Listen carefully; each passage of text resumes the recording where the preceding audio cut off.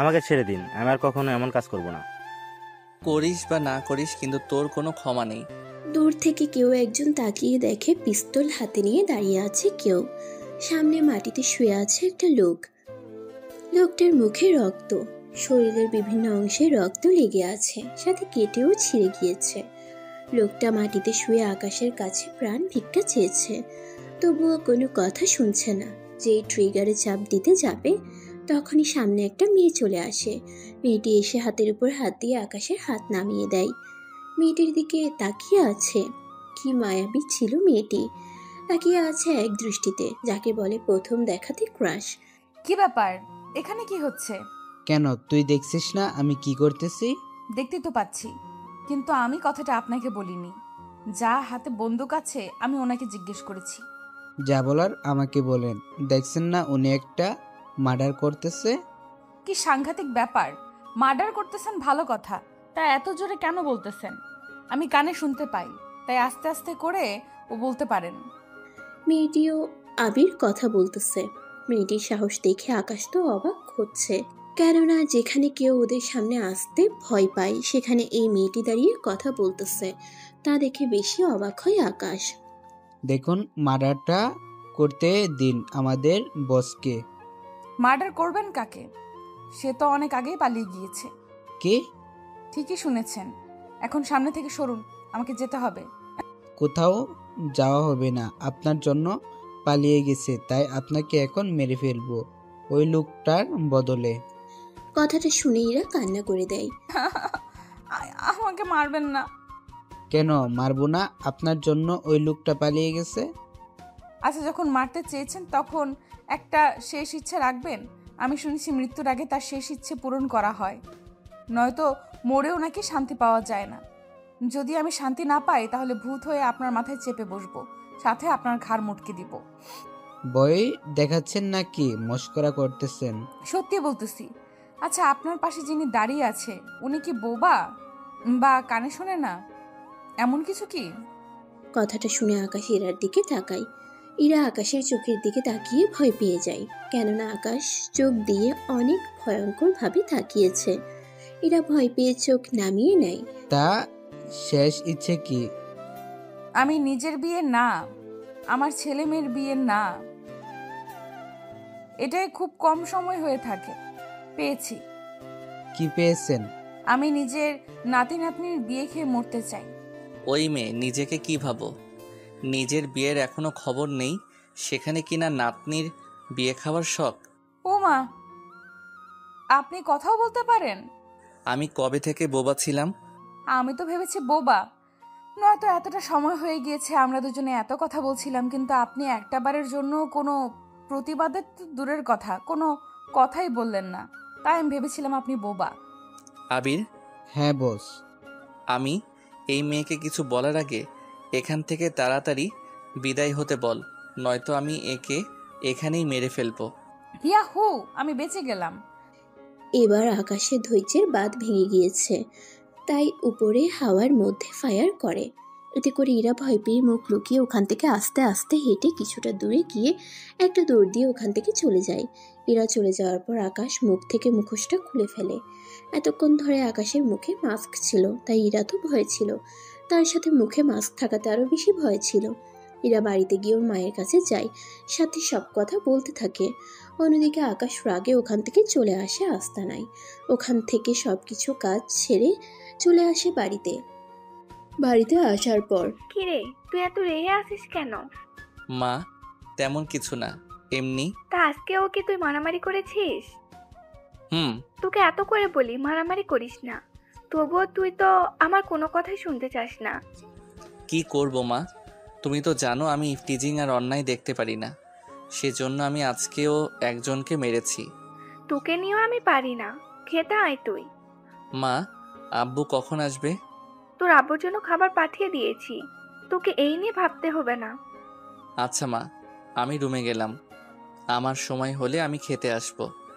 আকাশ রুমে গিয়ে শুয়ে পড়ে আর ইরার কথা ভাবতে থাকে। অন্যদিকে ইরা তো ভয়ে ওর মায়ের কোলে শুয়ে আছে, কেননা কাউকে মারতে দেখেছে, তার সাথে গুলিও দেখেছে এবং গুলি চালাতেও দেখেছে। ওর মা ইরাকে সান্ত্বনা দিচ্ছে। বিকালে ইরার বাবা অফিস শেষ করে বাসায় এসে দেখে ইরা ওর মায়ের কোলে শুয়ে আছে। উনি ইরার অবস্থা দেখে পাশে গিয়ে বসে। কি হয়েছে আমার মেয়েটার? তোমার মেয়ে অনেক ভয় পেয়ে আছে। কি হয়েছে ওর? তুমি ইরার মুখে শুনে নাও। কি হয়েছে ইরামা, বল আমাকে, কেন এত ভয় পেয়ে আছিস? এরপর ইরা ওর বাবাকে সবকিছু বলতে থাকে। ইরার কথা শুনে উনি খুব চিন্তিত হয়ে পড়ে। উনি নিজের মেয়েকে বলে, চিন্তা করিস না, তোর কিচ্ছু হবে না। তাছাড়া ওদের সাথে আমাদের যায় না। তুই একটু সাবধানে থাকবে। ওই লোকগুলোকে দেখলে একটু দূরে দূরে হারাবি। তাছাড়া তোকে কে বলেছে ওদের সাথে লাগতে যেতে? যদি নিজের থেকে তা না করতি তাহলে তো এত কিছু হতো না। তোকে নিয়ে আমি পারি না, সব জায়গায় সাহস দেখাতে চাস, কিন্তু এতে করে নিজের ক্ষতি নিয়ে আনিস। বাবা, তুমি যেখানে আমাকে সাহস দিবে তা না করে তুমি আমাকে ভয় দেখাচ্ছ। আচ্ছা তুই এখন রেস্ট নে। এদিকে ইরা রেস্ট নেয়। অন্যদিকে আকাশ পরের দিন সকালে ঘুম থেকে উঠে ওর বাবার অফিসে যায়। ওখানে আকাশ কাজ করে। শুধু এই কাজ না, তার সাথে পড়াশোনা, মারামারি আর অফিস, এই তিনটা কাজই আকাশ একমাত্র করে। আকাশের ক্লাস 11:30-এ, তাই সকালে আকাশ চলে আসে অফিসে। ওখানে 1 ঘন্টা থেকে আবার চলে আসে ভার্সিটিতে। ভার্সিটির ক্লাস শেষ করে হয় মারামারি করবে, নয়তো অফিসে এসে কাজ করবে। আকাশ যখন অফিসে আসে তখন সবাই কিছুটা ভয় থাকে, কেননা আকাশ কাজের সময়ে টাইম পাস করা একদম সহ্য করে না। অফিসের ভিতর কোনো ছেলে মেয়ে একসাথে কথা বলতে পারবে না। যদি বেশি কথা বলার থাকে তাহলে লাঞ্চ টাইমে কথা বলতে সুযোগ দেওয়া হয়। অফিসে এসে ক্লাস করার পর ভার্সিটিতে ঢুকে ঠিক তখনই একটা মেয়ে চিৎকার করে ওঠে, ও মা গো, মরে গেলাম গো, মরে গেলাম। কোন শালার ঘরের শালা আমাকে ধাক্কা দিল রে, এখন আমার কি হবে রে। এভাবে কান্না করতে থাকে। এতক্ষণ মেয়েটির এই ড্রামা সহ্য করতে করতে আকাশ বিরক্ত হয়ে যায়।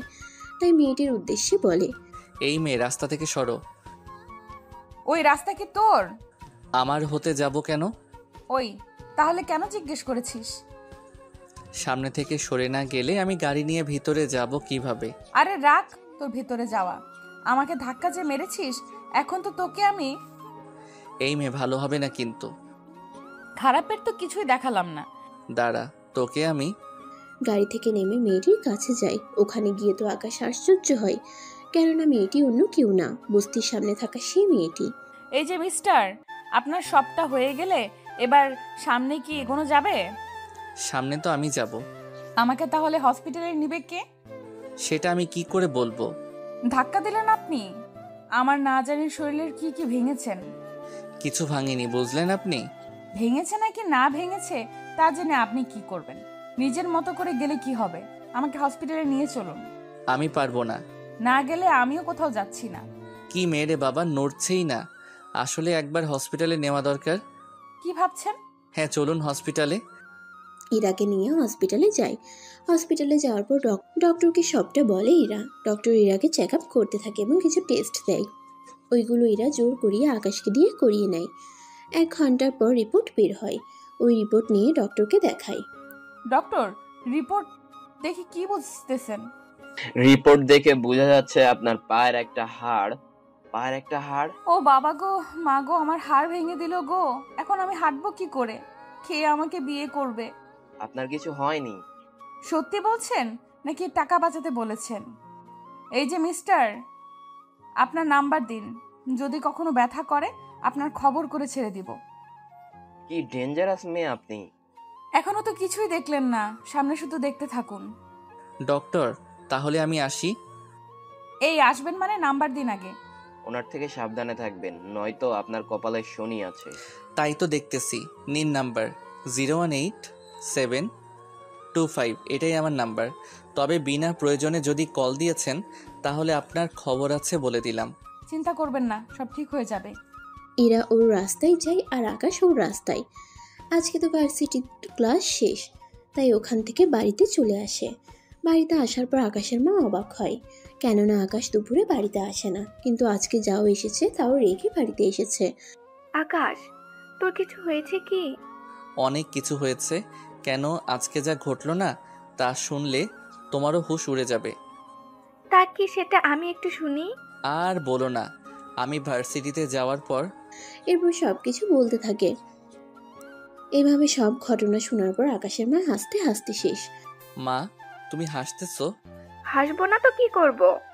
তোকে যে মেয়ে এরকম করতে পারে সে মেয়ে তো কোনো সাধারণ মেয়ে হতেই পারে না। নিশ্চয়ই কোনো না কোনো প্রতিভা ওই মেয়ের মাঝে লুকিয়ে আছে, নয়তো যে মেয়ে তোকে ভয় পায়নি। আমার বিশ্বাস ওই মেয়ে আর কাউকে ভয় পাবে না। একদম হেসো না মা। ওই মেয়েকে আমি দ্বিতীয়বার সামনে পেলে কি করব আমি তা নিজেও জানি না। তুই তো বলেছিলি ভার্সিটিতে দেখা হয়েছে, তাহলে তোর সাথে ভার্সিটিতে গেলে অবশ্যই দেখা হবে। হতেও পারে, মেয়েটাকে আগে কখনো দেখিনি, মনে হয় ফার্স্ট ইয়ারে হবে। তাই হবে হয়তো, তোর সাথে ভালো মানাবে। তুমিও না, কি থেকে কি বানিয়ে দিলে তুমি। আচ্ছা ফ্রেশ হয়ে আয়, খাবার দিচ্ছি। আকাশ ফ্রেশ হতে যায়। ফ্রেশ হয়ে খাবার খেয়ে বেরিয়ে পড়ে ওর আস্তানায়। আস্তানায় এসে আকাশের কাছে একটা কন্ট্যাক্ট আসে। কন্ট্যাক্টে লেখা ছিল একটা বস্তি দখল নিতে হবে, যার জন্য 1 কোটি টাকা আকাশকে দেওয়া হয়েছে। আকাশ ওই টাকাটা নেয় এবং ওই ঠিকানায় লোক পাঠিয়ে দেয়, মানে আবির ওখানে যায়। আবির ওই বস্তিতে যায়। ওরা বস্তির মানুষকে এই জায়গা ছেড়ে দিতে বলে এবং তার বিনিময়ে ওখানে থাকা 15টা ঘরের মধ্যে এক একটা ঘরকে 10 লক্ষ টাকা করে অফার করে। তারপর কি হবে? ওরা কি রাজি হবে, নাকি ওদের থেকে জোর করে নিতে হবে? এমন কিছুই ওরা প্রত্যাশা করতেছে। সেজন্য লোকজন বলতে থাকে, দেখুন, আমরা এই বাড়ি ছেড়ে দিলে কোথায় থাকবো? চিন্তা করবেন না, আপনাদের জন্য আলাদাভাবে মানে আলাদা জায়গায় থাকার ব্যবস্থা করে দেওয়া হবে। আপনার কোনো অসুবিধা হবে না, আপনারা ওই জায়গায় আরামে থাকতে পারবেন। আমরা নিজে আপনাদের জন্য জায়গা খুঁজে দিব, ওখানে আপনাদের জন্য ঘর তৈরি করে নিব।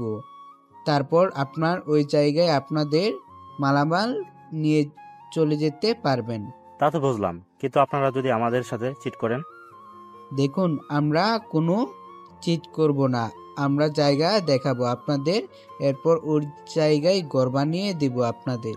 এত সুযোগ সুবিধা দিলে তো আমরা রাজি।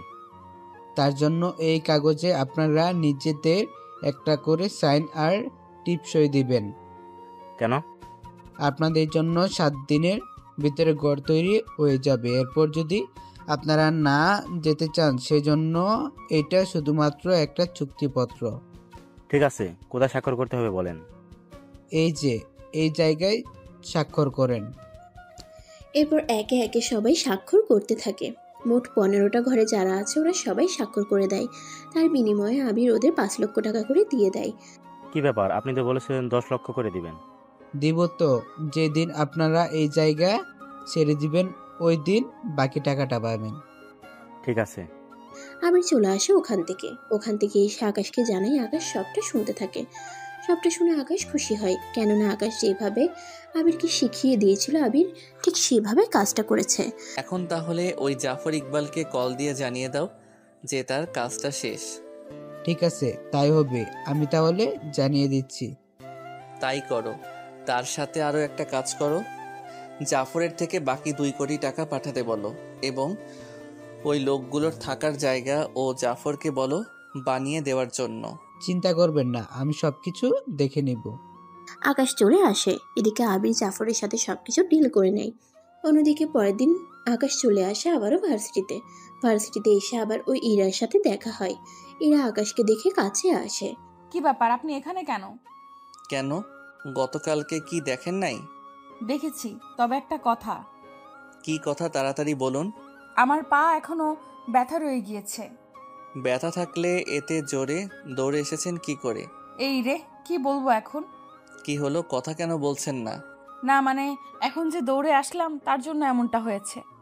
ও তাই বলেন, তা এখন সরুন, আমাকে যেতে হবে। আমি তো আপনাকে ধরে রাখিনি। ধ্যাত। আকাশ যেতে থাকে। এরা মুচকি হাসি দিয়ে যেই সামনের দিকে যেতে থাকবে, তখন পিছন থেকে কেউ একজন ইরার হাত ধরে ফেলে। এরা তো ভেবেছিল আকাশ ধরেছে, তাই পিছনে তাকায়। কিন্তু পিছনে তাকিয়ে অন্য কাউকে দেখে এরা একটু রেগে যায় এবং সেই ব্যক্তির গালে একটা চড় দেয়। তো সাহস তো কম না, তুই আমার হাত ধরেছিস? সাহসের কি দেখলি তুই? থাকিস তো বস্তিতে, এত ভাব কিসের? ওই ভাবের কি দেখলি? তাছাড়া বস্তিতে থাকলে ওই জায়গার একটা নাম আছে। তাছাড়া আমি যেহেতু বস্তিতে থাকি সেজন্য আমার পেছনে কেন পড়ে আছেন? ভালো লাগে তোকে? সবে মাত্র থাপ্পড় খেয়েছিস, এরপর যদি এমনটা করেছিস তাহলে দেখবি তোর অবস্থা আমি কি করি। কি করবি তুই দেখি? তুই শুধু আমাকেই দেখলি, কিন্তু আমার পিছনে ব্যাকগ্রাউন্ড এখনো তুই দেখিসনি। দেখতেও চাই না, এখন আমার পথ ছাড়, নয়তো ভালো হবে না বলে দিলাম। কি করবি তুই দেখি তোর কত ক্ষমতা। ছেড়ে দে বলতেছি, নয়তো আমি চিৎকার করব। এটা ভার্সিটি, এখানে সবাই আমাকে ভয় পায়, তাই ভালো হবে তুই রাজি হয়ে যা, নয়তো মোটেও ভালো হবে না। ইরা ওকে আরো একটা থাপ্পড় দেয়। এবার রকি রেগে কি ইরাকে জোর করে ধরতে যাবে, তখন আকাশ পিছন থেকে রকির ঘাড়ে হাত দেয়। কে রে? পিছনে না তাকিয়ে দেখবি কি করে? জানিস না তুই কার সাথে পাঙ্গা দিয়েছিস? তুই নিজেও জানিস না তুই কার সাথে পাঙ্গা নিয়েছিস, তাই ভালো হবে এখান থেকে চলে যা। তোকে তো আমি। পিছন ফিরে আকাশকে ঘুষি দিতে গেলে আকাশ হাত ধরে ফেলে। এতে রকি তো অবাক হয়, সাথে ইরাও, তার সাথে ভার্সিটিতে থাকা সব ছাত্রছাত্রী। কেননা রকি খুবই পাওয়ারফুল একটা লোক, ওকে সবাই ভয় পায়। রকিকে মারাতে ওরা একটু বেশি অবাক হয়। তোর সাহস তো কম না, তুই আমাকে মেরেছিস। সবে তো তোকে মেরেছি, কিছুক্ষণ পর তোর পুরো গোষ্ঠী শুদ্ধ মারব, তাই যেখান থেকে এসেছিস ওখানে ফিরে যা তাড়াতাড়ি করে। তোর এত বড় সাহস? কথাটা বলে রকি তেড়ে আসে আকাশকে মারার জন্য। আকাশও কম না, 10টা মারে আর 2-3টা খায়। 5 মিনিটের মধ্যে রকি মার খেয়ে শুয়ে আছে। রকির চারপাশে কিছু লোক আসে, ওরা রকিকে পড়ে থাকতে দেখে মারার জন্য আসে। আকাশ ইরাকে একটু সাইডে দাঁড় করায়, সাইডে দাঁড় করিয়ে চলে আসে রকির কাছে। রকির কাছে আসবে ততক্ষণে রকি অজ্ঞান হয়ে যায়। এই ছেলেটাও অজ্ঞান হওয়ার আর সময় পেল না, ভেবেছিলাম আরও কিছুক্ষণ মারবো ওকে, কিন্তু তাও হলো না। ধ্যাত আমার মুডটাই খারাপ করে দিল। ওখান থেকে ইরাকে নিয়ে চলে আসে ক্যান্টিনে বসে আছে। তখন অনেক মেয়েই উকি মেরে আকাশকে দেখার চেষ্টা করেছিল। আকাশ তো কোনো পাত্তাই দিচ্ছে না, কেননা ওর এমনিতে মেয়েদের গা ঘেঁষে কথা বলার অভ্যাস নেই। কিছুক্ষণ পর, আপনাকে অসংখ্য ধন্যবাদ। কেন? কেন আবার? আমাকে বাঁচানোর জন্য। এটা কোনো ব্যাপার না, তা যে কথাটা বলার ছিল। কি কথা? ওই ছেলেটা কে? আগে তো কখনো আমি এই ভার্সিটিতে ওকে দেখিনি। আসলে ওই ছেলেটা এবার নতুন, আমার ক্লাসেই পড়ে, কিন্তু অনেক খারাপ একটা ছেলেও। ওই তাই বলেন? যা একটা কথা বলার ছিল। আপনার কি কথা? আজকে আমি আপনাকে খাওয়াবো। কেন? এত বড় উপকার করলেন আমার, সেজন্য। ঠিক আছে। ওরা খাবার খেয়ে বেরিয়ে পড়ে। তবে একটা জিনিস খেয়াল করে, মেয়েটার পার্সে বেশি টাকা নেই, তাই আকাশ কৌশলে ইরার পার্সে 10,000 টাকা রেখে দেয়। ওই টাকাগুলো যে দিয়েছে ইরা তো বুঝতেই পারেনি। ইরা বাড়িতে চলে আসে, এসে ওর পার্স খুলে দেখে 10,000 টাকা পড়ে আছে। ইরা তো অবাকই হয়, কেননা কিছু বুঝতে পারছে না কি থেকে কি হতে চলেছে। তখন খেয়াল করে আকাশের কথায়, কেননা ওকে কথায় ব্যস্ত রাখে। ওই সময় দিয়েছে মনে করে। কিছুক্ষণ পর ইরা ওর বাবাকে দেখতে পায়। কিরে মা, কখন এলি? এই তো বাবা, কিছুক্ষণ আগে। তা তুমি এত তাড়াতাড়ি চলে এলে? আজকে তো আমি অফিসে যাইনি। কেন বাবা, তোমার কিছু হয়নি তো? আমার বুকে ব্যথা হয়েছিল, অফিস থেকে ছুটি নিয়েছি। ডক্টর বলেছে একটা টেস্ট করতে হবে, টেস্ট করে আমি ডক্টর দেখাই। ডক্টর কি বলেছে বাবা? ডক্টর তো বলেছে অপারেশন করতে হবে, কিন্তু কি বাবা? অপারেশনে অনেক টাকা খরচ হবে। তাতে কি, তুমি অপারেশন করাও। এমনিতে সব টাকা দিয়ে ডক্টর আর টেস্ট করতে সংসার চলবে কি করে, তাই ভাবছি। তখনই ইরার খেয়াল হয় ওই 10,000 টাকার কথা। তাই ইরা অন্য কোনো কিছু না ভেবে টাকাগুলো ওর বাবার হাতে দেয়। এত টাকা তুই কোথায় পেলি? যেখান থেকে পেয়েছি। তুমি এখন এগুলো খরচ করো। তা না হয় করলাম, কিন্তু আমি অপারেশন করব কি করে?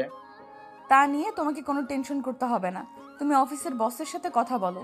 আমার পক্ষে তো যাওয়া সম্ভব না। তুই আমার এই রিপোর্টগুলো নিয়ে যা, দেখ কিছু করতে পারিস কিনা। তাহলে আমি সকালেই যাব। অন্যদিকে আকাশ জাফরের কাছ থেকে সব টাকা নিয়ে নেয়, টাকা নিয়ে রেখে দেয়। পরের দিন সকালে আকাশ যখন বাড়ির কথা বলে, তখন জাফর তাও অস্বীকার করে, কেননা সে বাড়িটা করবে না। তাহলে আপনি যদি আপনার কথা রাখতে না পারেন, তাহলে আমিও ওই লোকগুলোকে এখান থেকে সরাবো না। কথাটা আপনার মাথায় রাখবেন। তুমি কি আমাকে চ্যালেঞ্জ করতেছো? ধরে নিন তাই করতেছি, তবে কথাটা মনে রাখবেন, কোনো মতেই আমি ওই বস্তি আপনাকে নিতে দিব না। দেখা যাক কি করে ওই বস্তি আদায় করতে হবে, তা আমি খুব ভালো করে জানি। এদিকে আকাশ কথাগুলো আবিরকে জানায়। আবিরও কোনো দ্বিমত পোষণ করেনি, কেননা মাফিয়া হলেও মানুষের ক্ষতি করে না আকাশ, নিজের মতো করে কাজ করতে থাকে। সাথে আবিরকে পাঠায় বস্তিতে, ওখানে আবিরকে সবকিছু শিখিয়ে দেয় কি কি করতে হবে। আবিরও কিছু লোক নিয়ে বেরিয়ে পড়ে। পরের দিন সকালে এরা বের হয়ে চলে আসে অফিসের দিকে। অন্যদিকে আকাশ চলে আসে বস্তিতে, কেননা আকাশ খবর পেয়েছে জাফর ওর কিছু লোক পাঠিয়েছে বস্তি দখল করার জন্য। তাই ওখানে আসা আকাশের, ওখানে জাফরের লোকদের আকাশ মারতে থাকে এবং তাদের পাশে দাঁড়ানোর প্রতিশ্রুতি দেয়। তখন কল আসে। হ্যাঁ বলো, কি হয়েছে? তোর সাথে কিছু কথা আছে। কি কথা? আগে আয়, তারপর তোকে বলতেছি। ঠিক আছে আবির, তুই এখানে কিছু লোককে রেখে যা, যাতে কোনো সমস্যা হলে মোকাবেলা করতে পারে। আমি এখন একটু বাহিরে যাব। ঠিক আছে। আকাশ চলে আসে অফিসের দিকে, ওখানে এসে চলে আসে নিজের রুমে। ওখানে আসার পর আকাশকে ডাক দেয়। আকাশ ওর বাবার রুমে চলে আসে। কি হয়েছে? আমাদের এখানে কাজ করে। এরপর সব ঘটনা বলতে থাকে। সবটা বলা শেষ করে এরপর আকাশ কিছু ডিসিশন নেয়। তা ওনার পক্ষ থেকে কে এসেছে? ওই তো ওনার মেয়ে এসেছে। আচ্ছা, তাহলে আমার রুমে পাঠিয়ে দাও, আমি সবটা বুঝিয়ে বলতেছি। ঠিক আছে, আমি পাঠিয়ে দিচ্ছি। কিছুক্ষণ পর আকাশ যাওয়ার সময় ইরাকে দেখে, তাই মুখটা লুকিয়ে ফেলে, কেননা দেখলে তো চিনে ফেলবে। তাই লুকিয়ে ওর রুমে চলে যায়। কিছুক্ষণ পর ইরা রুমে আসার আগে, আসবো কি স্যার? হ্যাঁ আসুন। ইরা ভিতরে ঢোকার আগে আকাশ মুখটা লুকিয়ে নেয়। মুখ লুকিয়ে ইরাকে বলে, তা কি জন্য এসেছেন? আমি আমার বাবার অপারেশনের ব্যাপারে কথা বলতে এসেছি। তা যে কথা বলার ছিল, আপনার বাবা বলল আপনি যা বলবেন তাই হবে। রিপোর্টগুলো দিন। ইরা রিপোর্টগুলো দিলে আকাশ দেখতে থাকে। দেখে সমস্যাটা অনেক, তাই এখানকার সবচেয়ে বড় হসপিটালের একজন ডক্টরের কার্ড, তার সাথে একটা লিখিত স্টেটমেন্ট দেয়। আপনি আপনার বাবাকে নিয়ে এই হসপিটালে যাবেন, ওখানে এই ডক্টরকে এই কাগজটা দেখাবেন। তারপর আর কিছু বলতে হবে না। হসপিটালের সব খরচ কোম্পানি বহন করবে। আর এখানে 20,000 টাকা আছে। আপনি যাতায়াত খরচ ও কিছু খরচ এখান থেকে খরচ করবেন। এক কথায় হসপিটালে কোনো খরচ দিতে হবে না। কি বলে যে আপনাকে ধন্যবাদ দিব সে ভাষা আমার নেই। চিন্তা করবেন না, এর বিনিময়ে আমি হয়তো কিছু চাইবো আপনার কাছে, দিতে হবে কিন্তু। দেওয়ার মতো হলে আমি অবশ্যই আপনাকে দিব। ঠিক আছে, তবে একটা কথা বলার ছিল। কি কথা? আপনার বাবাকে বলবেন আপনার বিয়ে কখনো দিতে চাইলে আমার সাথে যোগাযোগ করতে বলবেন।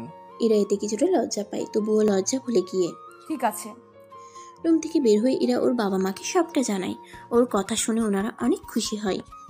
ওনারা কখনো ভাবতেও পারেনি আকাশরা এত কিছু করবে। ইরা তাই দেরি না করে ওই হসপিটালে চলে যায়। ওখানে আকাশের বলা ডক্টরের সাথে কথা বলে, সব রিপোর্ট দেখায়। উনি সবটা দেখে ইরাকে বলে, চিন্তা করবেন না, আকাশ স্যার যখন বলছে তখন আপনার বাবাকে আমরা সর্বদা দেখে শুনে রাখবো।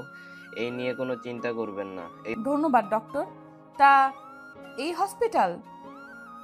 হসপিটালের মালিক উনি নিজেই। আমি কি বাবাকে কালকেই নিয়ে আসবো? নিয়ে আসতে পারেন। এরা চলে যায়। অন্যদিকে রকি হসপিটালে পড়ে আছে আজ 2 দিন ধরে, এখনো জ্ঞান ফিরেনি ওর। তাই বাহিরে দাঁড়িয়ে আছে জাফর ইকবাল। রকির বাবা হচ্ছে জাফর ইকবাল, আপনারা অনেকে তাকে চিনেন। জাফর ইকবাল এখনো জানতে পারেনি কে বা কারা এই কাজটা করেছে, তাই উনি অনেক খোঁজ লাগিয়েছে, কিন্তু এখনো জানতে পারেনি। অন্যদিকে আকাশ অফিসে বসে বসে ভাবতেছে। তখন আকাশের বাবা ওই রুমে আসে, কেননা আকাশ কি ডিসিশন নিয়েছে তা জানার জন্য। আসবো কি? আরে বাবা, আসো তুমি। তা তুই কোন ডিসিশন নিয়েছিস? হ্যাঁ বাবা, আমি ওনাকে বলেছি ওনার বাবা সব চিকিৎসার দায়িত্ব আমাদের কোম্পানির। ভালো কাজ করেছিস। এছাড়া উনি এই কোম্পানির 15 বছর ধরে কাজ করেছে। তাছাড়া আমি চাই ওনার মেয়ে আছে, ওকে এই কোম্পানি চাকরি দিতে। তুই কি বলিস? বা তা পরেও দেখা যাবে। তাছাড়া আগে ওনার বাবা সুস্থ হয়ে আগে এখানে কাজ করুক। তাছাড়া ওনার এখানে কাজ করার এখনও 6 মাস বাকি আছে। এরপর না হয় আমরা ওনাকে এই অফার দিব। ঠিক আছে, তবে তোকে একটা কথা বলার ছিল। কথাটা হচ্ছে ওনার মেয়ে কিন্তু ভারী মিষ্টি, কথাবার্তা অনেক সুন্দর করে বলে। কি কথা? তাহলে তো আমার আর কোনো চিন্তা নেই। মানে? আরে কিছু না, তুমি কাজ করো না তোমার। তোর মতিগতি কিছুই বুঝতে পারছি না, তোর মতিগতি কিছুই বুঝতে পারি না। বুঝলে তো, তুমি আমার চেয়ারে বসতে আর আমি তোমার চেয়ারে। ভালোই মজা করতে পারিস। আচ্ছা তুই নিজের কাজ কর, আমি রুমে যাই। কিছুক্ষণ পর ইরা ওর বাবাকে নিয়ে চলে আসে হসপিটালে। এখানে ডক্টর ইরার বাবাকে সব রকম টেস্ট করতে থাকে। ইরাও কোনো রকম আপত্তি করেনি। ডক্টর সব রকম টেস্ট করার পর, ডক্টর কি বুঝতেছেন? দেখুন, ওনার এই রোগটা অনেক দিনের, সেই জন্য অনেক ক্রিটিক্যাল ব্যাপার। কেন ডক্টর? কারণ ওনার এই রোগটা 1 বছর ধরে রয়েছে। কি 1 বছর ধরে? তাই অপারেশন করতে একটু বেশি ক্রিটিক্যাল ব্যাপার, তাই সাবধানে করতে হবে। তার জন্য বন্ড পেপারে আপনাদের সই করতে হবে। কি বলছেন? কেন? রোগটা পুরনো, সেজন্য অপারেশন করতে গিয়ে যদি কোনো দুর্ঘটনা হয়ে যায়, সেজন্য আপনাকে বন্ড পেপারেই সই করতে হবে। ইরার কাছে কোনো উপায় নেই, কেননা অনেক কিছু হতে চলেছে। ইরা কি করবে, কিছু করতে পারবে না, তাই কোনো কিছু না ভেবে সাইন করে দিল। এদিকে ইরার বাবার অপারেশন হচ্ছে। অন্যদিকে আকাশ চলে আসে হসপিটালে। হসপিটালে আকাশকে দেখে ইরা ওর সামনে আসে। কি ব্যাপার, তুমি এখানে? কেন, আমি কি আসতে পারি না? পারেন, কিন্তু কেন এসেছেন? আমি এসেছি এমনি। তা আপনার বাবার অপারেশন কখন হবে? আমার বাবার অপারেশন আপনি কি করে জানেন? না মানে আমি তো, আচ্ছা বাদ দিন, এখন এটা বলুন অপারেশন কখন হবে? এই তো কিছুক্ষণ পর। তাহলে আমি কি অপেক্ষা করব? অপেক্ষা কেন করবেন? আপনার বাবা এখানে, তাই ভাবলাম অপেক্ষা করতে থাকি। এদিকে আকাশ ও ইরা বসে বসে কথা বলতে থাকে। অন্যদিকে রকিও একই হসপিটালে ভর্তি। রকিকে মারার সময় কয়েকজন দেখে নিয়েছিল। আকাশকে ওরা দেখে চিনে ফেলে।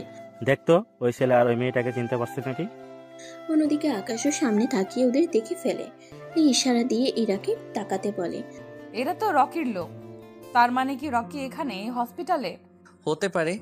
এখন এখান থেকে চলো, তাড়াতাড়ি করে বের হতে হবে।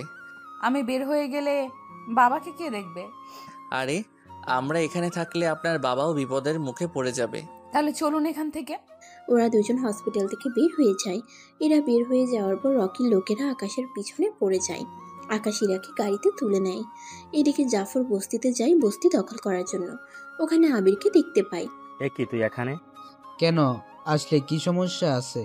তাছাড়া তোমার এখানে জোর করে বস্তি দখল করে নেবে তা কি করে হতে দেওয়া যায়? দেখ, তার জন্য তোদের আমি টাকা দিয়েছি, তাই এখন এই জায়গা ছেড়ে দে। কখনোই না। তাছাড়া বস বলে দিয়েছে এখন থেকে যেন আমি না সরি। তাহলে তোকে আজকে এখানেই মরতে হবে। এইদিকে আকাশ ইরাকে নিয়ে বস্তির পথ ধরে আসছিল। তখন আবিরকে দেখতে পায়, তাই গাড়ি থামিয়ে ওখানে যায়। কি হয়েছে এখানে? তুই কে রে? আমাদের দুজনের মাঝে কেন নাক গলাচ্ছিস? আমি তো গলাবো, তাই চুপচাপ এখান থেকে চলে যাই। তাছাড়া এখানে আমি চাই না কারো কোনো ক্ষতি হোক। অন্যদিকে এই লোকগুলো আকাশের পিছনে পিছনে চলে এসেছে বস্তির কাছে। ওরা আসাতে জাফর ইকবালকে দেখে ওনার কাছে যায়। বস, ওই ছেলেটাকে রকি স্যারকে মেরেছে। কি? এর এত বড় সাহস, ও আমার ছেলের গায়ে হাত দিয়েছে? ওকে তো আমি কখনোই ছাড়বো না। এই তোরা আগে এই ছেলেকে মার, তারপর আমি অন্যদিকে দেখবো। জাফর ওই লোক মারার জন্য আসে। আকাশ ওখান থেকে দৌড়ে পালিয়ে গিয়ে গাড়িতে গিয়ে বসে। গাড়ি চালিয়ে ওখান থেকে পালিয়ে যেতে থাকে। অন্যদিকে জাফর সহ ওর লোক পিছনে যেতে থাকে। আবির কল দেয়। আকাশ কল রিসিভ করে মানা করে দেয়, কেননা এখন কিছু করা যাবে না সেজন্য। অন্যদিকে অনেক দূরে এসে ইরাকে আবারও হসপিটালের সামনে নামিয়ে দেয়, তার সাথে এটাও বলে সাবধানে থাকার জন্য। ওখান থেকে একটা জঙ্গলের ধারে চলে আসে। এই তোর আশেপাশে সব জায়গায় খোঁজ ওদের, যেখানে পাবি সেখানে ওদের মেরে ফেলবি। ঠিক আছে বস। ওরা অনেক খোঁজার পরও আকাশকে পেল না। সে ফাঁকে কৌশলে এক এক করে জাফরের লোকদের লুকিয়ে লুকিয়ে মারতে থাকে। এক এক করে অনেককে মেরে ফেলে। জাফর ব্যাপারটা বুঝতে পারে কোনো না কোনো ঝামেলা তো হয়েছে, সেজন্য ওখান থেকে পালিয়ে চলে আসে। আকাশ পরে ওখান থেকে চলে আসে হসপিটালে। আপনি এসেছেন? হ্যাঁ, তা আপনার বাবার অপারেশনের কি হয়েছে? ডক্টর একবার তো বের হয়েছে, বললো আরো 1 ঘন্টা লাগবে। তার উপর ওনার রক্তের প্রয়োজন, সেজন্য ওনারা রক্তেরও ব্যবস্থা করেছে। তাহলে তো ভালো। তা যে কথাটা বলার ছিল, আমাকে এখন যেতে হবে। সাবধানে যাবেন। যদি কোনো প্রয়োজন হয় আমাকে অবশ্যই জানাবেন। কিন্তু যোগাযোগ করব কি করে? ও হ্যাঁ, তাই তো। এই নিন নাম্বার। নাম্বার দিয়ে চলে আসে আকাশ। অন্যদিকে ওখান থেকে চলে আসে আস্তানায়। এখানে কিছু কাজ আছে, সেগুলো করতে হবে। ওই কাজগুলো করতে থাকেন। অন্যদিকে জাফর ইকবাল ওনার ছেলের কাছে এসে বসে। তুই কিছু ভাবিস না রকি, তোকে যে এই হাল করেছে ওকে আমি কখনো ছাড়বো না। তোর এই হাল যারা করেছে, বস আজকে তো হাতের কাছে পেয়েও ওকে কিছু করতে পারলেন না। কথাটা বলার প্রয়োজন ছিল কি? তার মানে বাবা তুমি ওই ছেলেকে কিছুই করতে পারলে না? সরি বাবা, তুই কিছু চিন্তা করিস না। আজকে ও বেঁচে গেল তো কি হয়েছে, এবার থেকে ওকে বাঁচিয়ে রাখবো না। তাই একটা কথা, তুই আগে সুস্থ হও, তারপর আমি ওর খবর দেখাচ্ছি। ওই ছেলেকে তো আমি দেখে নেব। 3 দিন পর ইরা ওর বাবাকে নিয়ে বাড়িতে চলে আসে। বাড়িতে আসার পর ইরা ওর বাবাকে ঘাটে শুয়ে দেয়। ওর মা সেবা করতে থাকে। অন্যদিকে সব টাকা প্রায় শেষ, কেননা ইরার এই কয়েকদিনে সব টাকা শেষ হয়ে গেল। অন্যদিকে কিছুক্ষণ পর আকাশ আসে ওখানে। আকাশকে দেখে ইরার বাবা ঠিকই চিনতে পারে, কিন্তু আকাশ ইশারা করাতে উনি কোনো কথা বলেনি। এ কি, আপনি এখানে? কেন, আমি কি আসতে পারি না? তা তো পারেন, কিন্তু ঠিকানা পেলেন কোথায়? তা নিয়ে আপনাকে ভাবতে হবে না। এখন আপনার বাবা কেমন আছে? আমাকে না জিজ্ঞেস করে বাবাকে জিজ্ঞেস করেন। আঙ্কেল কেমন আছেন? আমি এখন ভালো আছি স্যার। বাবা, তুমি ওনাকে কেন স্যার বলতেছো? থাক না, তা আপনারা এখন কেমন আছেন তা তো বললেন না। এখন আছি ভালো। এরা ওনাকে নামতে দে তাড়াতাড়ি করে। ঠিক আছে, দিচ্ছি। ইরা নাস্তা বানাতে চলে যায়। অন্যদিকে ইরার বাবা ও আকাশ কথা বলতে থাকে। ওনারা 10 মিনিট ধরে আলোচনা করতে থাকে। তার সাথে আকাশ ওনাকে ইরার ব্যাপারেও বলে। উনি এই খুশি সংবাদ শুনে তো বিশ্বাস করতে পারছে না। সত্যি আপনি ওকে চাকরিটা দিবেন? অবশ্যই দিব। তাছাড়া আপনি আমাদের জন্য তো অনেক করেছেন। কি আর করলাম, আপনারা এমন সময় আমার জন্য তো অনেক করেছেন। কোথায় যেখানে আমার লক্ষ টাকা খরচ হওয়ার কথা, সেখানে ফ্রি চিকিৎসা দিলেন আমার। আপনার প্রতি এটা আমাদের দায়িত্ব ছিল। তাছাড়া এখানে 10,000 টাকা আছে, বাকি সংসারে খরচ করবেন। তার সাথে আপনার মেয়েকে বলবেন চাকরিটা যেন করে। যদি না করতে চাই তাহলেও বলবেন, তাহলে আমি অন্য লোক দেখব। আপনি কোনো চিন্তা করবেন না, আমি আমার মেয়েকে রাজি করাবো। দরকার হলে ওর মায়ের সাথেও কথা বলবো। আচ্ছা, আমার আরও একটা কথা বলার ছিল। কি কথা? আমি আপনার মেয়েকে বিয়ে করতে চাই। এ কি বলছেন স্যার? কোথায় আপনি আর আমরা? না করবেন না? কোথায় আপনি আর কোথায় আমরা? ঠিক আছে, আমি তাহলে ইরার সাথে কথা বলে নেব। এখন না। কেন? আমি ওকে আমার ভালোবাসা দিয়ে জয় করব। তাই আমি আপনাকে এই জন্য বলে রেখেছি, যাতে করে আপনি ওর জন্য ছেলে না দেখে রাখেন। ঠিক আছে, আমি অনেক খুশি আমার মেয়ে, তোমার মতো একটা ছেলে আমার মেয়েকে ভালোবেসেছে। ওনারা এইভাবে কথা বলতে থাকে। 2 মিনিট পর ইরা আসে নাস্তা নিয়ে। নাস্তা করে আকাশ বেরিয়ে পড়ে। আকাশ যাওয়ার আগে একটা মুচকি হাসি দেয়, এতে করে ইরা কিছুটা লজ্জা পায়। ওখান থেকে আকাশ চলে আসে ওর আস্তানায়। বস, একটা কথা বলার ছিল। কি কথা? বস, জাফরের সাথে শত্রুতা করা কি ঠিক হয়েছে? কেন ঠিক হয়নি? উনি অনেক পাওয়ারফুল লোক। তাছাড়া আমরা তো আরেকজনের পাওয়ারে চলি। আরেকজনের মানে? আপনি না বলেছেন আপনার উপরে আরেকজন আছে, উনি অনেক ডেঞ্জারাস? বলেছিলাম নাকি? বস। চিন্তা করো না, কাল এখানে যাবে, এই কার্ডটা দেখাবে। কাকে দেখাবো? কেনই বা দেখাবো? এই কার্ড দেখাও, তারপর দেখবে কি হয় না হয়। ঠিক আছে, আমি তাহলে এখনই বেরিয়ে পড়তেছি। আবির বেরিয়ে পড়ে। অন্যদিকে আকাশ কি করবে ভেবে পাচ্ছে না, কেননা একসাথে এত রোলের অ্যাক্টিং যে আকাশের দ্বারা আর হচ্ছে না। একসাথে এত ক্যারেক্টার। আস্তানার কাজ শেষ করে চলে আসে বাড়িতে। বাড়িতে এসে নিজের কাজ করতে থাকে। পরের দিন আকাশ অফিসে আসে। অফিসে এসে জানতে পারে এরা চাকরি করতে রাজি হয়েছে। তাই আকাশ ওকে অ্যাপয়েন্টমেন্ট লেটার দিয়ে দেয়। ওই দিন থেকে এরা কাজ শুরু করে দেয়। এরা কাজ তো করতেছে, কিন্তু এখন পর্যন্ত ওর বসকে দেখেনি। এদিকে কিছুক্ষণ পর কল দেয় আবির। বস, একটু এখানে আসতে হবে। 1 ঘন্টার মধ্যে আসতেছি। 1 ঘন্টা পর আকাশ ওখানে গিয়ে পৌঁছায়। ওখানে দেখে সব বড় বড় মাফিয়ার লোক বসে আছে। ওরা অনেকে আকাশকে চিনে, কেননা এরা জানে আকাশ কি। কিছুক্ষণ পর ওরা আকাশকে দেখে সালাম দেয়। বস আপনি এখানে? হ্যাঁ, আমি এখানে। কেন অবাক হচ্ছ? অবাক তো হবই। কিন্তু আপনারা তো আমাদের বস। না, আমাদের সবার বস মিস্টার আকাশ। আমরা তো ওনার হয়ে কাজ করি। তার মানে আপনি যে বলতেছেন আমাদের সবার উপরে আরেকজন বস আছে, তাহলে কি ওনার কথাই কি বলেছেন? ওনার কথাই বলেছি।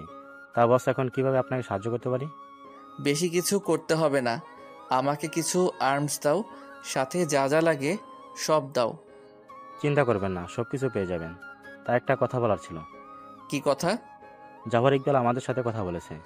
কি কথা? উনি একটা লোক ও বস্তি লোকদের ওঠানোর জন্য আমার সাথে কথা বলতে চেয়েছে। বুঝতে পেরেছি। তাছাড়া যে কথাটা বলার ছিল, জাফরের সাথে কোনো কন্ট্যাক্ট করবে না। কেন বস, কোনো সমস্যা হয়েছে কি? জাফর যে লোকটাকে মারার কন্ট্যাক্ট দিবে, ওই লোকটা আমি। তার সাথে যে বস্তির লোকদের ওঠাতে হবে, সে বস্তি আমার দখলে। তাই জাফরকে এবার কি বলবে তা তোমরা নিজেরা ভেবে দেখো। চিন্তা করবেন না বস, আমরা তাহলে সামনে নিব। আপনি কোনো চিন্তা করবেন না। তাহলে আমি যাচ্ছি, আবিরের কাছে সব পাঠিয়ে দিও। ঠিক আছে, তাই হবে। আকাশ চলে আসে ওখান থেকে। কিছুক্ষণ পর ইরা ওর কাজ শেষ করে চলে আসে, তখন পথে ইরাকে দেখতে পায়। কি ব্যাপার, কোথায় যাচ্ছেন? কোথায় আবার যাব? বাসায় যাচ্ছি। আমি নামিয়ে দিয়ে আসি। লাগবে না। আসুন, আপনার সাথে অনেক কথা আছে। কি কথা? আগে বসবেন তো, তারপর না হয় বলবো। ঠিক আছে। ওরা গাড়িতে বসে পড়ে। গাড়িটা বস্তির দিকে না নিয়ে গিয়ে একটা নদীর পাড়ে গিয়ে বসে পড়ে। এখানে কেন এসেছেন? কিছু কথা বলার জন্য। কি কথা? I love you. আমি আপনাকে ভালোবাসতে পারবো না। কেন পারবেন না? আমার পেছনে আমার পরিবার আছে, তাছাড়া আমি আমার পরিবারের বিরুদ্ধে গিয়ে বিয়ে করতে পারবো না। আচ্ছা, তাহলে একটা কাজ করব কি? কি কথা? আমরা একজন আরেকজনকে ভালোবাসি। যদি তোমার পরিবার রাজি না হয়, তাহলে আমরা দুজনেই আলাদা হয়ে যাব। তাহলে এটা বলুন, আমার মতো একটা বস্তির মেয়েকে কেন ভালোবাসবেন? আমি তোমাকে প্রথম দেখাতেই ক্রাশ খাই, এরপর থেকে তোমাকে ভালোবাসতে শুরু করি। আমি তো বলেই দিয়েছি, আমার পরিবারের বিরুদ্ধে আমি কখনো যেতে পারবো না। তাই ভালোই হবে আমাকে না পটিয়ে আমার পরিবারের মন জয় করতে পারেন কিনা, তাহলেই আমাকে পাবেন। শেষ একটা কথা বলবো। আবার কি কথা? হাতটা দেখি। হাত কেন দেখবেন? আগে দাও, তারপর না হয় বলতেছি। ইরা হাত বাড়িয়ে দেয়। আকাশ ওর পকেট থেকে তাড়াতাড়ি করে একটা আংটি ইরার আঙ্গুলে পরিয়ে দেয়। এতে অনেক অবাক হয়। এটা কি করলেন? কিছু না, তোমাকে আপন করে রেখে দিলাম। তুমি তো বলেছ তোমার পরিবারকে পটাতে হবে। তুমি কি মনে করো তা হয়ে গিয়েছে? সেজন্য আগে ভাগে তোমাকে বুকিং করে রাখলাম। আপনাকে তো ইচ্ছে করতেছে কি ভালোবাসতে? উফ, মন চায় ধাক্কা মেরে পানিতে ফেলে দিতে। এখন তাহলে চলো, সন্ধ্যা হয়ে আসতেছে। চলেন। ইরাকে গাড়িতে উঠিয়ে ওর বাড়ির সামনে নামিয়ে দেয়। কিছুক্ষণ পর ইরা ঘরে চলে যায়। কি হয়েছে মা, কেমন লেগেছে অফিস? বাবা, অফিস তো অনেক বড়, তাছাড়া আজকে তো প্রথম দিন ছিল, সেই জন্য কাজের চাপ খুবই। সামনে জানি না কি হয় না হয়। তোকে একটা কথা বলার ছিল, তোর মাও বলবে। হ্যাঁ, মা বলল। কি বলবে? তোর কি কাউকে পছন্দ হয়? মানে কাউকে কি পছন্দ করিস? কি যে বলো না মা, আমি এখনো নিজের জন্য কিছু ভাবিনি। তাছাড়া তোমাদের এই অবস্থায় রেখে আমি কি করে থাকবো তুমি বলো? তাছাড়া আমি তোমাদের পছন্দের ছেলেকেই বিয়ে করব। তোমরা যাকেই পছন্দ করবে তাকেই বিয়ে করব, তবে 1 বছর পরে। ঠিক আছে। এদিকে আকাশ বাড়িতে এসে ওর বাবা মায়ের সাথে কথা বলে ইরার ব্যাপারে। তা তোমরা দুজনে বৌমাকে দেখলে, আমাকে তো একটু দেখাবে। মা, এই দেখো তোমার বৌমা। ও মা, কত সুন্দর একটা মেয়ে।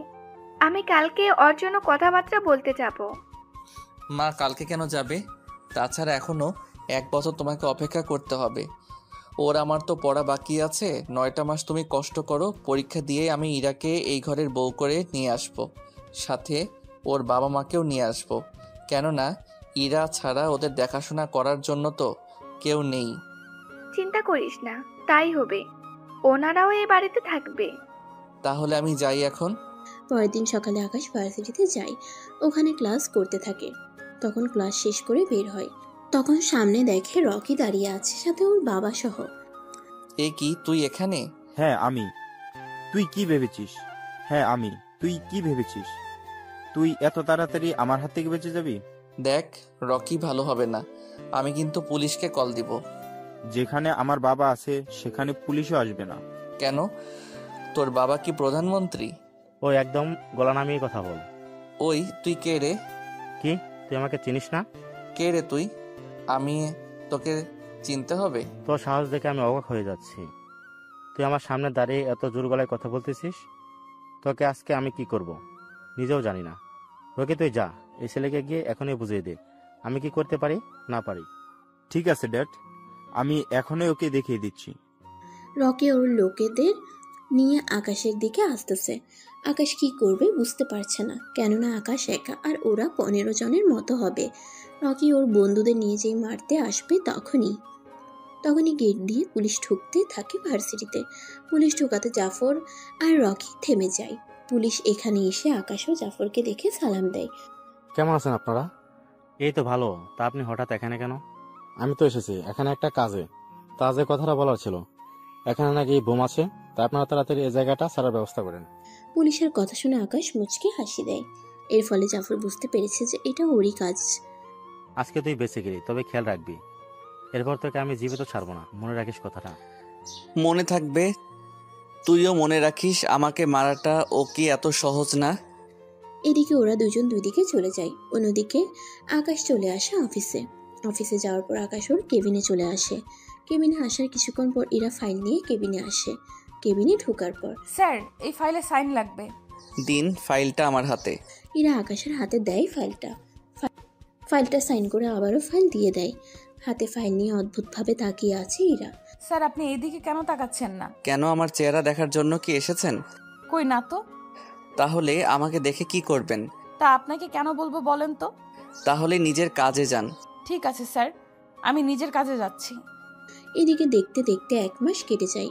এরা এই অফিসে কাজ করতেছে, অথচ একটিবারের জন্য ওর বসকে দেখতে পেল না। মাসের স্যালারি নিয়ে এরা ওর বাবা মায়ের হাতে তুলে দেয়। এই নাও বাবা মা, আমার প্রথম মাসের স্যালারি। আমরা দুইজন অনেক খুশি হয়েছি। আমাদের মেয়েটার কবে এত বড় হয়ে গিয়েছে, আমরা তো খেয়ালই করিনি। মা তুমিও না, কি যে বলো। অন্যদিকে আজকে আকাশ কিছু মাফিয়াদের নিয়ে একটা মিশনে যাবে, যে মিশনে জাফর ও রকির সাথে যাবে। জাফর ও রকি একসাথে বসে আছে, কেননা ওরা আকাশের পরিচয় জেনে গিয়েছে। কিন্তু আকাশকে যে মারা গিয়েছেন তা এখনো জানতে পারেনি। আকাশ ওর লোকজন নিয়ে পুরো আস্তানা ঘেরাও দিয়ে রেখেছে, যাতে করে জাফর ও ওর লোক কোনোভাবেই এখান থেকে পালিয়ে যেতে না পারে। কিছুক্ষণ পর গুলি চালার আওয়াজ শুনতে থাকে। এতে করে জাফর ও রকি ওদের লোকদের নিয়ে উল্টো হামলা করতে থাকে। এতে করে দুই দলেরই অনেক লোক মারা যায়। রকি, আমরা তো ওদের সাথে পারবো না মনে হয়, এখন কি করবি? বাবা, এখান থেকে পালানোর ব্যবস্থা করতে হবে। ওরা দেখি সব মাহবিয়ার হেডে এসেছে, যার জন্য ওদের হারানো কঠিন হয়ে গিয়েছে। কিন্তু এরা কেন আমাদের উপর হামলা করবে তা জানাটা কি খুব জরুরি?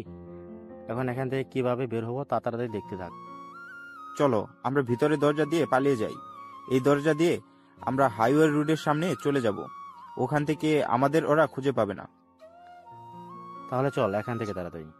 ওরা দুজন পালাতে থাকে। আকাশরা পুরো জায়গায় যাকেই পাচ্ছে তাকেই মেরে ফেলছে। এভাবে অনেক লোকেদেরই মেরে ফেলে ওরা। ভিতরে গিয়ে অনেক খোঁজার পরও জাফর ও রকিকে ওরা খুঁজে পেল না। ও শিট, পালিয়ে গিয়েছে। কিন্তু পালালো কোন দিক দিয়ে? বাহিরে দিয়ে গেলে তো আমরা অবশ্যই দেখতাম। তাহলে কি ভিতর দিয়ে কোনো দরজা আছে? থাকতে পারে, তাহলে আমরা খুঁজতে থাকি। আকাশরা খুঁজতে থাকে। অনেক খোঁজার পর ওরা দরজা খুঁজে পেল। দরজা দিয়ে সবাই আসতে থাকে। ওরা ওই পথ ধরে চলে আসে হাইওয়ে বোর্ডের সামনে। ওখানে ওরা এসেছে তাও অনেক লেট করে, সেজন্য খুঁজে কাউকে পায়নি। এই জায়গাটা এতটাই নির্জন যে এখানে কাউকে যে জিজ্ঞেস করবে তারও কোনো অপশন নেই। কি করবেন বস? তোমরা এখন ফিরে যাও, আমি দেখি আবারও ওদের বাঘে পাই কিনা। বস, আমরা তাহলে আসি। ঠিক আছে, যাও। ওরা চলে যায়।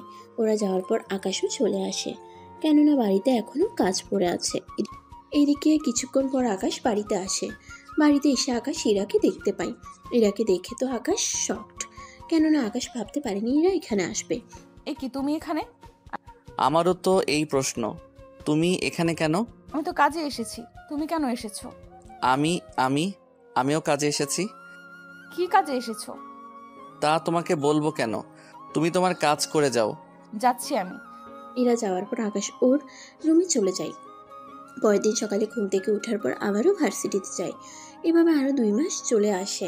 দেখতে দেখতে আকাশেরও পরীক্ষা আসে, সাথে ইরাও ফাইনাল পরীক্ষা, সেজন্য ছুটির জন্য আসে। স্যার আমার ছুটির প্রয়োজন। কি কারণে ছুটি লাগবে? স্যার আমার তো পরীক্ষা, সেজন্য ছুটি লাগবে। তা ছুটি কয়দিনের লাগবে? এই তো স্যার 6 দিনের দিলেই হবে। পরীক্ষা তো 1 মাস ধরে হবে। তা তো জানি, পরীক্ষার মাঝে যে বন্ধ পাবো ওই বন্ধের সময় তো অফিস করতে পারবো। তা তো পারবেন। আচ্ছা, যখন আপনি যাচ্ছেন তখন না হয় ওই তাকিয়ে আপনাকে ছুটি দিলাম। ধন্যবাদ স্যার। একটা কথা বলার ছিল। কি কথা? আমি এখানে 3 মাস হলো কাজ করতেছি, কিন্তু এখন পর্যন্ত আপনার মুখটা দেখলাম না। কেন, বিয়ে করার ইচ্ছে আছে নাকি আমাকে? না না স্যার, আমি তো তা বলিনি। তাহলে কি বলতে চেয়েছেন? তেমন কিছু না, আমি এখন আসি। এদিকে 3 দিন পর আকাশও পরীক্ষা দিতে যায়। অন্যদিকে ইরাও আসে। ইরাও আকাশের সাথে একই সাথে পরীক্ষা হয়, তবে ডিপার্টমেন্টগুলো আলাদা আলাদাভাবে। পরীক্ষা শেষ করে ওদের দুজনের আবার দেখা হয়। আজকে এত সেজেছো কেন? যাতে করে ছেলেরা আমার পেছনে লাইন দিয়ে হাঁটে। তুমি তো বলেছিলে। ঠিকই তো বলছি, এখন ছেলেরা হাঁটবে, তার সাথে আমার পরিবারের কাছেও যাবে, এটাই তো স্বাভাবিক। ইরার কথায় অনেক রাগ হয় আকাশের, সেজন্য ওখান থেকে ইরাকে তুলে নিয়ে আসে একটা নদীর ধারে। ওখানে এসে গাড়ির সাথে চেপে ধরে। খুব সাহস না অন্য ছেলেকে দেখানোর? আমার লাগছে আকাশ। লাগুক, তোমার তো হাতের উপর দিয়ে যাচ্ছে, অথচ আমার বুকের ভিতর দিয়ে যাচ্ছে। তাহলে বোঝো আমার কতটা কষ্ট হচ্ছে। তোমাকে ভালোবাসি বলে কোনো মেয়ের দিকে তাকাই না, এমনকি আগেও তেমন তাকাতাম না, সেখানে তুমি এইভাবে আমাকে কষ্ট দিবে? সরি, আমি তো মজা করছিলাম। আসলে আমি বস্তিতে থাকি, তার উপর সংসার তো, অভাব তো আছেই। এইরকম পরিবারে কি তোমার বাবা কি তোমার বিয়ে দেবে? তোমাকে প্রথম দেখাতে আমি ক্রাশ খেয়েছি, কেননা তোমার মতো মেয়ে আমি আগে কখনো দেখিনি। এরপর আমি তোমাকে ভালোবেসে ফেলেছি, সেজন্য তোমার জন্য এত কিছু। তাছাড়া তুমি কোথায় থাকো এই সব কিছু আমি চাই না, আমি তোমাকে ফেলেই চলবে। এভাবে আর ইরা নিজেকে ধরে রাখতে পারেনি, দৌড়ে গিয়ে আকাশকে জড়িয়ে ধরে। I love you Akash. I love you too. আমি তোমাকে অনেক ভালোবাসি। তোমার জন্য আমি তোমার বাবা মাকে মানিয়ে নিব, তুমি কোনো চিন্তা করো না। ঠিক আছে, আমি তাহলে কাল থেকে বোরকা পরেই আসব পরীক্ষা দিতে। আমি তোমাকে বাড়ির সামনে থেকে নিয়ে আসব। ঠিক আছে, তা এখন তো দিয়ে আসবে, কয়েক মিনিট পর তো আধার হয়ে যাবে, বাবা মাও অনেক চিন্তা করবে। আচ্ছা চলো তাহলে। ওই সন্ধ্যায় বেলা ইরাকে ওর বাড়ির সামনে নামিয়ে দেয়। ইরা ওর বাড়িতে চলে যায়। অন্যদিকে পরের দিন পরীক্ষা না থাকায় ইরা অফিসে আসে, ওখানে কাজ করতে থাকে। অন্যদিকে আকাশ অফিসে আসেনি, কেননা কিছু কাজ করা বাকি আছে। কেননা ওদের অফিসের একটা কাজ, বাহিরের একটা কাজ আছে, ওখানেই যাচ্ছে। ওখানে যাওয়ার পর, তোমরা কারা আমার কাজে কেন বাধা দিচ্ছ? ওই আমরা সবাই হারামিটার জাফরের লোক। লোক। ও তারা তোরা? তোর সাহস তো কম না, তুই আমাদের বসকে হারামি বলছিস? আজকে তোকে এমন মার মারবো যে তোর নিজের নামটাই ভুলে যাবি। তাই নাকি? তা তোদের বসকে গিয়ে আমার নামটা বলিস, তাহলে বুঝতে পারবি আসলে আমি কে। এত কথা শুনতে চাই না। এই তোরা ওকে একটু সামলাতে থাক, আমি তো তখন বসের সাথে কথা বলি। কিছুক্ষণ পরে ওই লোকটা কথা বলে এসে দেখে ওর সাথে থাকা বাকি লোকগুলো মাটিতে শুয়ে আছে। এটা দেখে ওই লোকটা ভয় পেয়ে ওখান থেকে চলে যায়। লোকটা যাওয়ার পর সবাইকে কাজ বুঝিয়ে দিয়ে চলে আসে আকাশ ওখান থেকে। এদিকে ইরা কাজ শেষ করে খাবার খাচ্ছে, তখনই আকাশের কথা মনে পড়ে। কেমন আছো? এই তো ভালো। তা ম্যাডাম, আজকে এতদিন পর কি মনে করে কল দিয়েছো? কেন, আমি কি আমার হবু বরের সাথে কথা বলতে কি পারি না? তা তো পারো, কিন্তু আজকের মৌসুম অন্যদিকে ঘুরে গেছে, তাই অবাক হচ্ছি। ও কোনো ব্যাপার না, তা যে জন্য তোমাকে কল দিয়েছি, আমাদের পরীক্ষার আর 10 দিন পর শেষ হবে, তাই আমি চাই তখন আমরা বিয়ের কাজটা শেষ করব। কি জন্য দিয়েছো? এত তাড়াতাড়ি কি তোমার বাবা মা রাজি হবে? ওনাদের তো বোঝাতেও হবে। তাই তো, আমি তো এটা ভেবে দেখিনি। তাহলে তুমি ভাবতে থাকো। তাছাড়া আগে তোমার পরীক্ষা শেষ হোক, তারপর না হয় আমি তোমার বাড়িতে আসব। এরপর তোমার বাবা মায়ের সাথে কথা বলে ওনাদের মন তো জয় করব। ঠিক আছে, তাহলে পরীক্ষা শেষ হোক। আচ্ছা, আমি এখন কাজ করব। ঠিক আছে, একটা কথা বলতে ভুলে গেছি। কি কথা? আমাকে এখন একটু দেশের বাইরে যেতে হবে। কি? তাহলে তোমার পরীক্ষার কি হবে? আমার তো পরীক্ষা হবে 20 দিন পর। ও হ্যাঁ, আমি তো ভুলেই গিয়েছি। তাহলে একটা কাজ করো, তুমি তোমার জন্য কসমেটিক আনতে হবে তাই তো? আরে না, কসমেটিক্স লাগবে না। আসলে বাবা বুকের জন্য একটা বেল্ট লাগবে। ডক্টর বলেছিল এইগুলো আমাদের দেশে পাওয়া যায় না। চিন্তা করো না, সবই আনবো। তার সাথে তোমার জন্য কসমেটিক নিয়ে আসবো, যাতে করে বিয়েতে না কিনতে হয়। তোমার যেমন ইচ্ছা, বাবার ওটা আনলেই আমি খুশি হব। ঠিক আছে, আমি তাহলে এখনই রওনা দিচ্ছি। ইরার সাথে কথা বলে আকাশ বের হয়ে যায়। পথে যাওয়ার আগে আবিরকেও সাথে নিয়ে নেয়, কেননা ওখানে কিছু কাজ আছে যেগুলোতে আবিরের প্রয়োজন হবে। ওরা কোথায় যাচ্ছে, কি জন্য যাচ্ছে তা তো আপনাদের বলতেই ভুলে গেছি। তাহলে চলুন আপনাদের সাথে এই নিয়ে আলোচনা করি। আকাশ ও আবির যাচ্ছে বর্তমানে আমেরিকায়।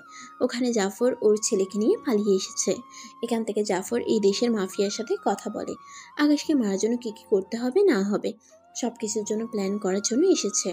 অন্যদিকে আকাশ এসেছে জাফর ও তার ছেলে বাংলাদেশে ফিরে আসার আগেই যেন ওদের মেরে ফেলতে পারে তার জন্য। কেননা জাফর যদি বাংলাদেশে আসে তাহলে আরো অনেক কিছু হবে। এতে করে আকাশের পরিবারও বিপদের মুখে তো পড়বেই, সাথে ইরার পরিবারও। সেজন্য মূলত আকাশের এখানে আসা।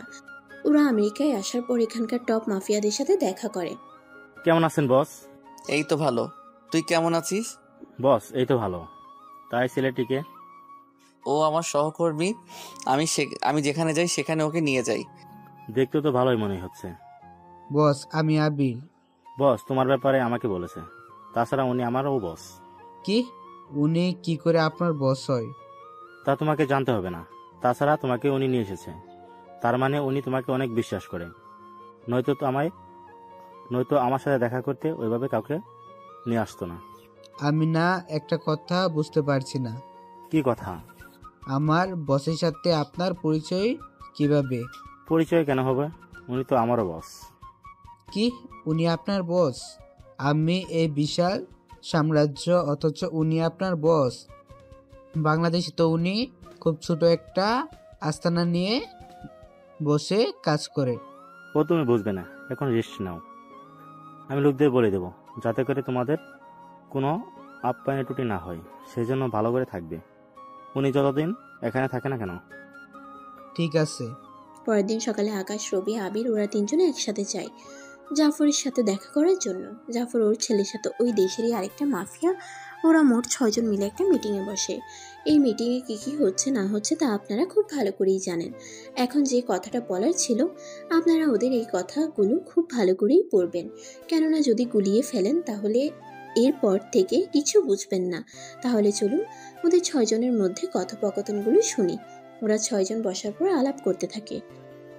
তোমাদের সাথে পরিচয় করিয়ে দেই, উনি মিস্টার আকাশ, আমার বস, আর উনি বসের সেক্রেটারি। ওরা এখানে কাজ এসেছে, তাই তোমরা ওনাদের কোনো ক্ষতি করবে না। আমিও ঝগড়া করতে আসিনি। আমার এই কিছু লোক এসেছে, জাফর, রকি, ওনারা এখানে কয়েকদিন থাকবে, তাই লোকদের বলে দিবি ওদের যেন কোনো ক্ষতি না করে। তা না হয় করবে না, কিন্তু এরা কারা? এই তোকে আমি পরিচয় দেওয়ার জন্য আমি আনিনি, এনেছি শুধুমাত্র বলার জন্য, যাতে তুই সাবধানে থাকিস, আমার লোকদের সাথে ঝামেলা না করিস। ঠিক আছে। তা ওরা কে? চিনলাম না তো। বললাম না উনি আমার বস। কি ওই লোকটা তোর বস? হ্যাঁ, কিন্তু আমি এখনকার বস হলেও উনি আমার বস। একটা কথা বলার ছিল। এই যে আপনি কেন আমাদের মধ্যে কথা বলতেছেন, চুপ করে থাকেন। এটা আমাদের মধ্যে কথা, তাই বাইরে গিয়ে কথা বলবে, আমি তা সহ্য করব না। কি? তোর এত বড় সাহস? তুই আমার বাবাকে? কথাটা বলা মাত্রই রবি উপরে হাওয়ার মধ্যে একটা গুলি করে। এতে করে রকি ভয় পেয়ে চুপ হয়ে যায়। একদম উঁচু গলায় কথা বলবি না, নয় তোর কি হাল করব তুই নিজেও জানিস না। রবি, তুই কিন্তু বেশি বাড়াবাড়ি করতেছিস।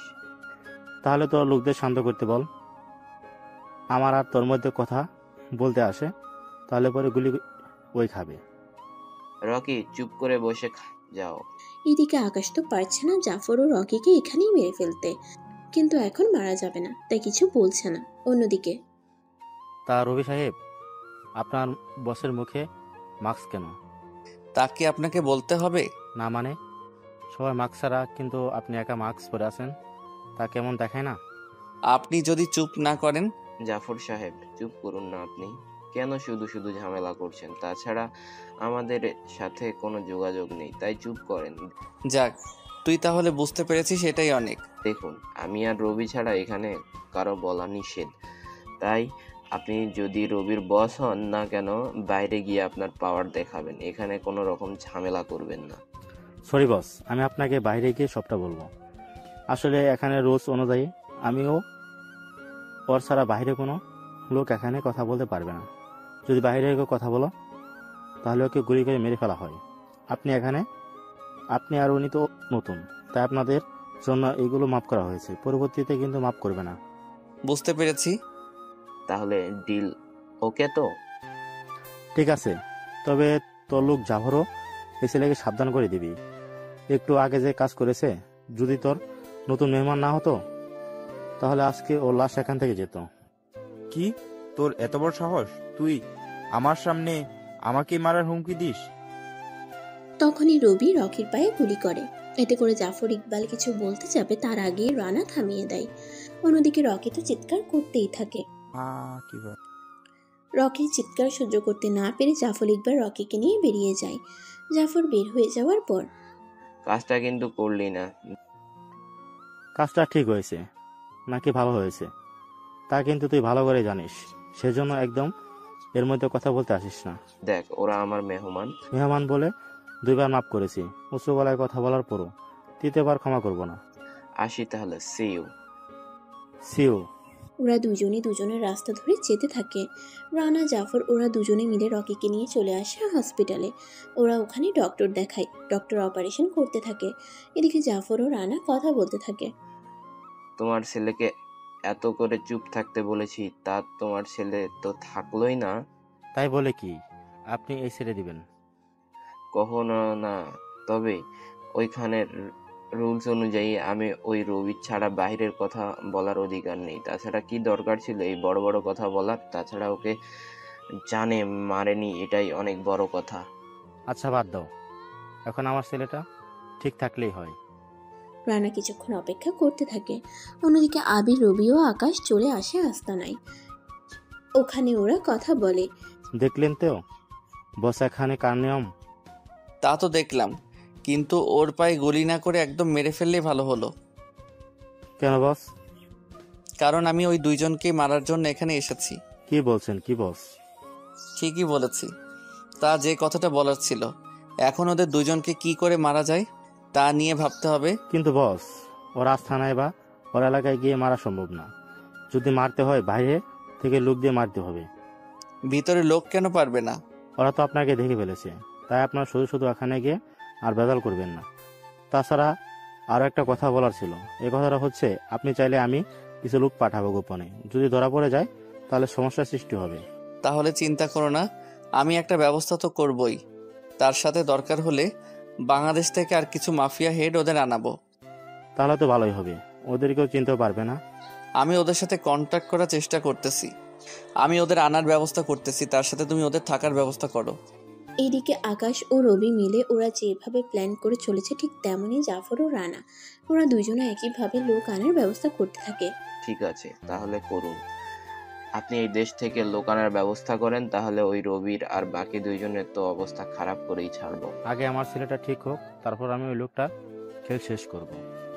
কিছুক্ষণ পর ডক্টর বের হলো। ডক্টর বের হয়ে, আপনার ছেলের পায়ে অনেক বড় ঝামেলা হয়েছে, বুলেট বের করতে হবে, পায়ের কিছু হাড় কাটতে হয়েছে, সেজন্য ওনার পঙ্গু হয়ে হাঁটতে হবে। তবে কিছু সিস্টেম আছে, ওগুলো করলে উনি হাঁটতে পারবে।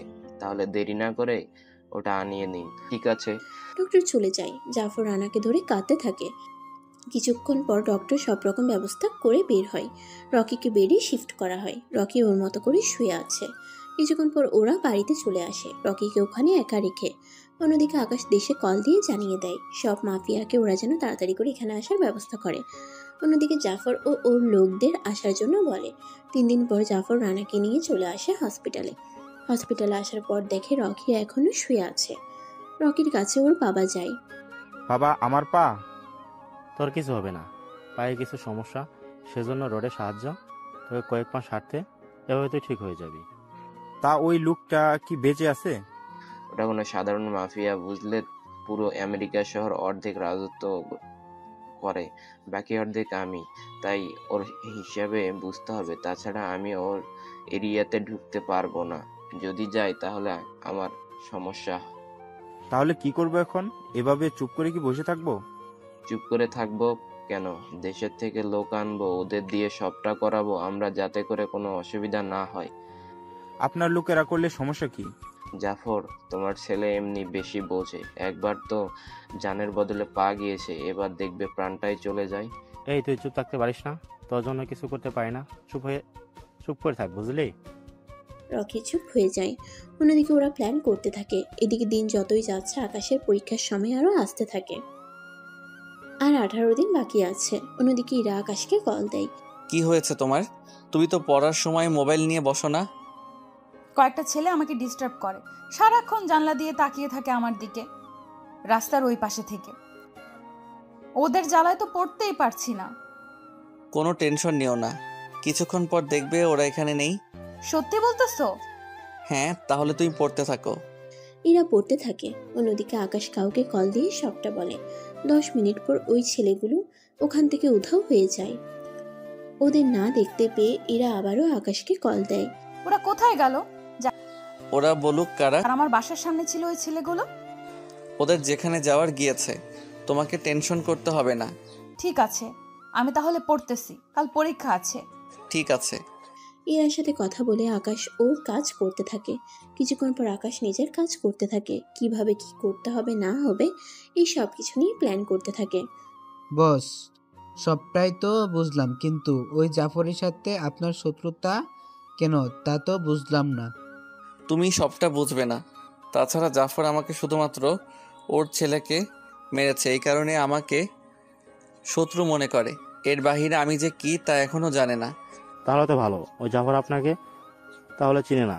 না, এখন যে কথাটা বলার ছিল, রানা ও ওর লোকের বিষয়ে আমাকে কথা বলতে হবে।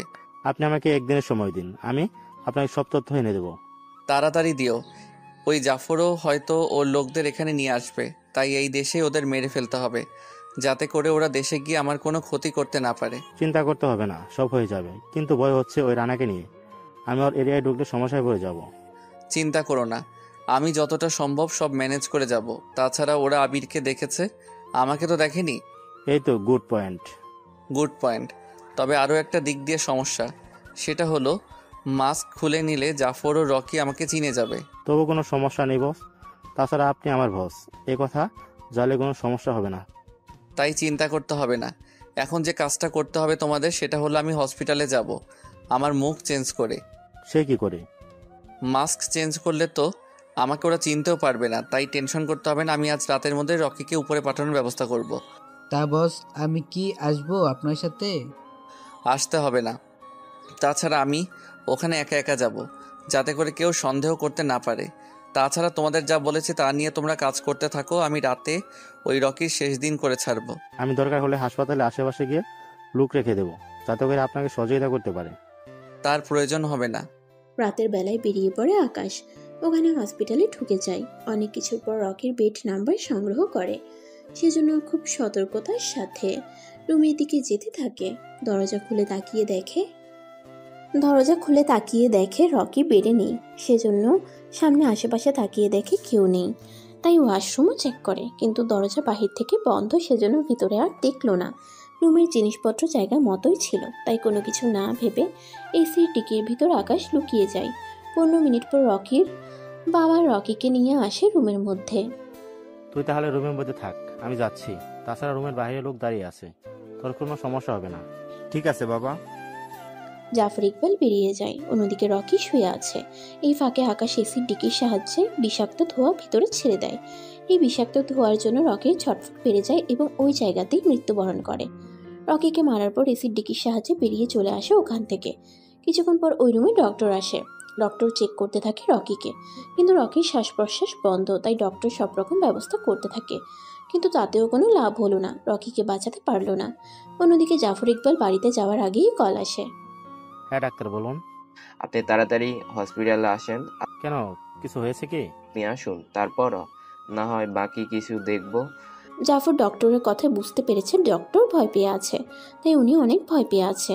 জাফর তাড়াতাড়ি করে বেরিয়ে পড়ে হসপিটালের উদ্দেশ্যে। হসপিটালে এসে দেখে রকির মৃতদেহ পড়ে আছে, তাই জাফর ডক্টরের কলার ধরে ফেলে। কি করে হলো এসব আমি ঠিক বুঝতে পারছি না।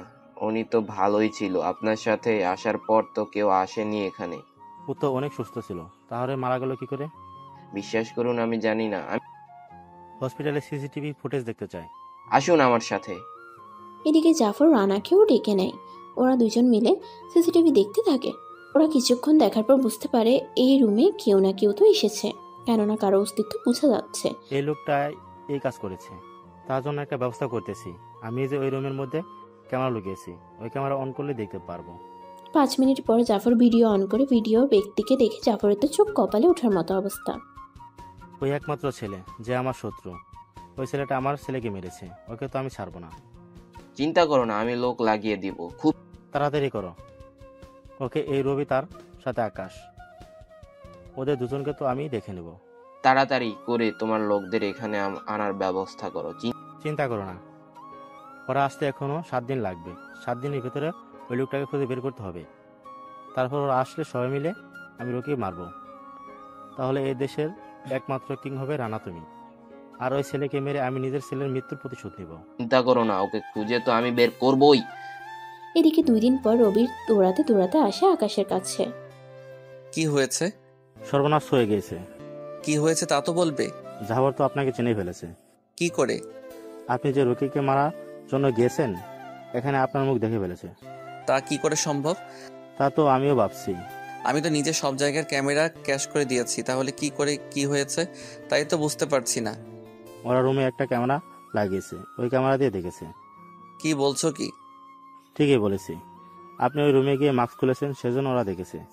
এবং কি আপনি এসি ডিকির ভিতরে লুকিয়েছেন, তা ওরা দেখেছে। তাহলে তো জাফর এতক্ষণে আপনাকে চিনে নিয়েছে, কিন্তু তুমি কি করে জানো?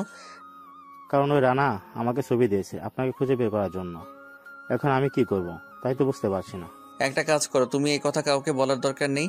3 দিনের ভিতরে আমার লোক চলে আসবে, তোমাকে এই নিয়ে টেনশন করতে হবে না। ঠিক আছে, তাই হবে। এইদিকে 3 দিন পর আকাশের লোক ও জাফরের লোকগুলো আসতে থাকে। একে একে ওদের লোক আমেরিকায় চলে আসে। ওরা নিজেদের জায়গা মতো চলে আসে। 4 দিনের দিন।